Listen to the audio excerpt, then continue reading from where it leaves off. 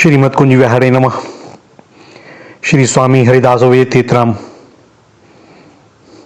भक्त और भगवान की कैसी अद्भुत लीला होती है, बड़ी प्रेममयी।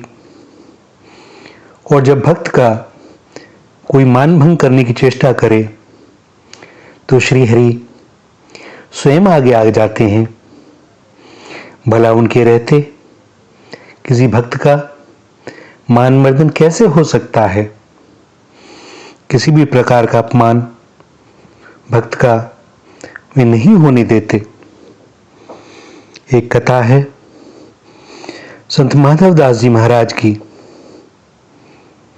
एक बार बहुत बड़े पंडित दिग्विजय करते हुए श्री जगन्नाथपुरी आए और वहां के ब्राह्मणों को उन्होंने शास्त्रार्थ के लिए ललकारा। ब्राह्मणों ने कहा कि हम लोगों के गुरु श्री माधवदास जी हैं, यदि आपने उनको हरा दिया तो हम सब लोग अपनी हार स्वतः ही मान लेंगे। कहा ऐसा भी जाता है कि दिग्विजय जी पहले काशी गए थे और वहां के पंडितों ने पूछा कि आप सब जगह से जीत आए हैं। दिग्विजयी पंडित ने कहा हां। पंडितों ने पूछा क्या जगन्नाथपुरी के श्री माधवदास जी को भी जीत आए हैं? तो दिग्विजयी पंडित ने कहा कि अभी तो मैं वहां गया नहीं हूं।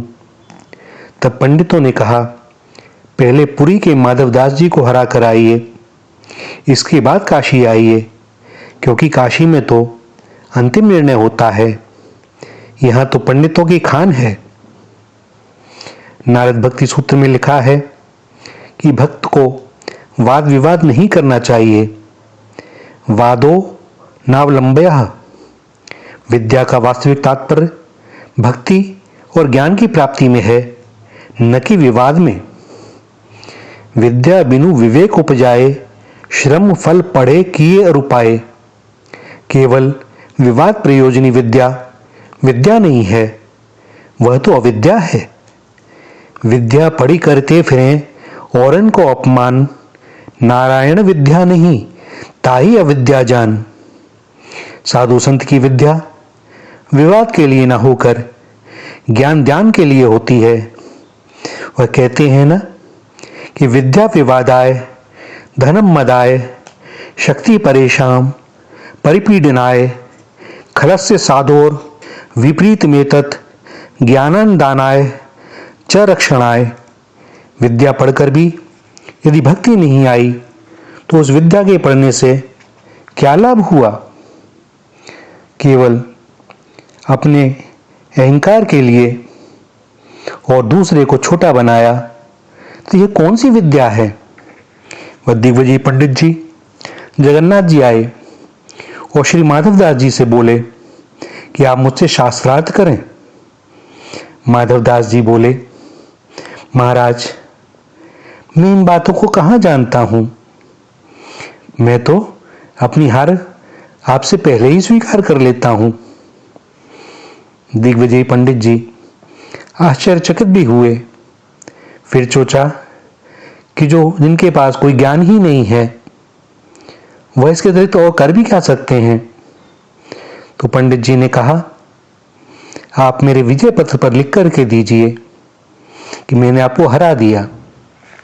माधवदास जी को कौन सी देर लगनी थी, उन्होंने तुरंत लिख दिया कि पंडित जी जीत गए और मैं हार गया। उन्होंने सोचा कि मैं शास्त्रार्थ के झमेले में पड़ूं, अरे इसकी जगह तो भजन करूंगा। हारे तो हरिजन भले, जीतन दो संसार। हारे हरि पे जाएंगे, जीते जम के द्वार। इधर दिग्विजय पंडित जी ने समझा यह अधिक पढ़े लिखे ना होंगे, बहुत से शास्त्र ना पढ़े होंगे, बहुत सा ज्ञान ना होगा। भक्त अवश्य हैं, किंतु शास्त्रीय ज्ञान से इनका विशेष परिचय नहीं हुआ है। यदि पढ़े लिखे होते तो हमसे शास्त्रार्थ जरूर करते, किंतु जब माधवदास जी ने अपनी हार स्वीकार कर ली और विजय पत्र दे दिया तो वे बड़े प्रसन्न हुए कि चलिए अब काशी चला जाए, और वे चल दिए काशी के लिए। दिग्विजयी पंडित जी काशी पहुंचे और पंडितों की सभा में अपनी शेखी को बघारा और अत्यंत अभिमान में भरकर अपना विजय पत्र खोलकर दिखाया कि आप लोग कहते थे ना कि जगन्नाथपुरी के माधवदास जी को हराओ तब आपसे साक्षात करेंगे, तो यह देखो मेरा विजय पत्र। स्वयं माधवदास जी ने लिख करके दिया है कि वे हारे और मैं जीता। किंतु बड़ा आश्चर्य, पंडितों ने जब विजय पत्र पढ़ा तो उसमें लिखा था कि माधवदास जी जीते और दिग्विजयी हारे। काटो तो खून नहीं। दिग्विजयी जी ने पंडितों से वह विजय पत्र वापस लेकर स्वयं एक बार पढ़ा, दो बार पढ़ा, आंखें धोई, फिर पढ़ा, किंतु हर बार यही लिखा हुआ पाया। तब तो वे माधवदास जी पर बड़े क्रोधित हुए, बड़े झल्लाए कि अवश्य ही वह कोई चेटक क्रिया जानता है, सो उसने मेरे साथ ऐसा किया है। वह वापस आए और जगन्नाथपुरी में और माधवदास जी से मिले और उनको बहुत उलाहना दिया कि तुमने मेरे साथ छल किया है, मुझसे तो कहा कि मैं हार लिख रहा हूं और लिख दी तुमने अपनी जीत। माधवदास जी ने मुस्कुराकर कहा, आपने ध्यान से पढ़ा नहीं, कृपया पुनः पढ़कर देखिए। अब दिग्विजयी पंडित जी ने फिर विजय पत्र को पढ़ा तो उसमें लिखा पाया कि माधवदास जी हारे और दिग्विजयी पंडित जी जीते। अब तो पंडित जी की झुंझलाहट का पारावार न रहा। उन्हें शंका हो गई कि अवश्य ही कोई तांत्रिक हैं। यहाँ यह लिखा हुआ है और वहां जब काशी में पढ़ा तो यह लिखा हुआ था। उन्होंने सोचा कि लिखित पत्र का कोई विश्वास नहीं, इसलिए अपनी जीत और माधवदास जी की हार को जगत में प्रमाणित करने के लिए उन्होंने एक उपाय सोचा। उन्होंने माधवदास जी को कहा कि एक गधा मंगवाते हैं और जो भी हारेगा उसे कान में जूतियां लटकाकर गधे पर चढ़कर संपूर्ण नगर में घूमना होगा, तब हमें संतोष होगा। माधवदास जी ने कहा, महाराज यदि आपकी आज्ञा हो तो मैं पहले स्नान कराऊं, उसके बाद आप जैसा कहेंगे मैं वैसा ही करूंगा।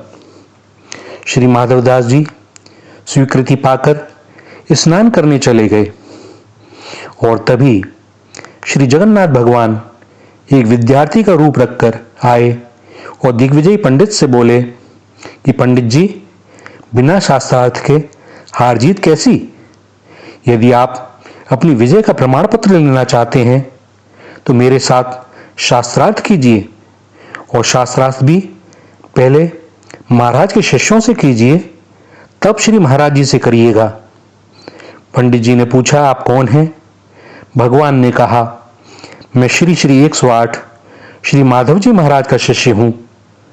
भगवत प्रेरणा से पंडित जी शास्त्रार्थ के लिए तैयार हो गए।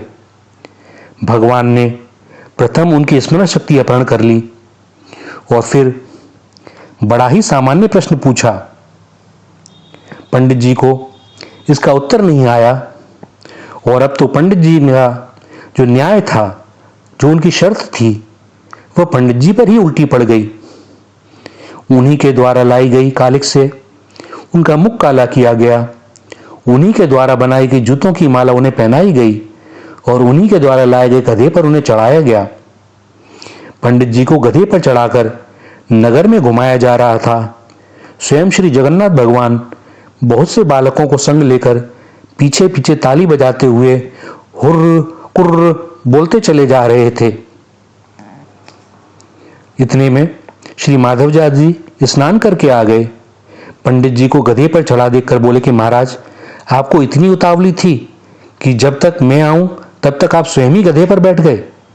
पंडित जी ने झुंझलाकर कहा, मुझे गधे पर चढ़ने की कौन सी उतावली हो रही थी? तुम्हारे ही एक शिष्य ने मुझे हराकर बैठने को विवश कर दिया है। श्री माधवदास जी ने पूछा, प्रभु कौन सा शिष्य है मेरा? तब पंडित जी ने पीछे फिरकर उंगली से संकेत दिया। श्री माधवदास जी ने देखा कि वे तो साक्षात श्री जगन्नाथ भगवान थे।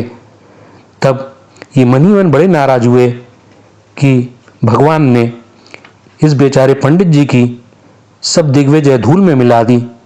भला यदि मैं गधे पर चढ़कर नगर में घूम लेता तो मेरा क्या बिगड़ जाता? मैं तो साधु ठहरा, परंतु यह तो सम्मान प्राप्त प्रतिष्ठित पंडित थे, इनका तो मरण सम हो गया।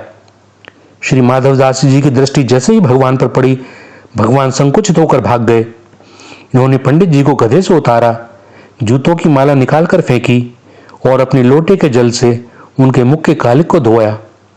दिग्विजयी पंडित को श्री माधवदास जी सरी के संत का दर्शन स्पर्श समागम प्राप्त हुआ। उनके जन्म जन्म के कलमश दूर हो गए। अभिमान तो पहले ही नष्ट हो चुका था। अब संत स्वभाव देखकर श्री माधवदास जी के चरणों में पड़कर रोने लगे। अपनी भूल पर उन्हें बहुत पश्चाताप हो रहा था। श्री माधवदास जी ने उन्हें परम तत्व का उपदेश दिया और वे पंडित जी मन वचन कर्म से सच्चे वैष्णव बन गए।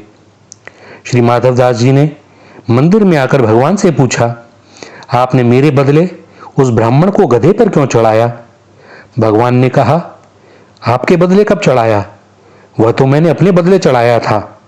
शास्त्र तो उन्होंने मुझसे किया था। इस प्रकार कहकर श्री भगवान ने श्री माधवदास जी की मर्यादा को बढ़ाया। भगवान अकारण करुणा वर्णालय हैं। उनकी कृपा का वर्णन किया ही नहीं जा सकता। गूंगे का गुण है। जब उनकी कृपा होती है तो वह अनुभव होता है। जानिहु सोई जाहि देहु जनाई, जानत तुम ही होई जाई। अब जानने को बचा क्या? श्री राधा, श्री राधा, श्री राधा।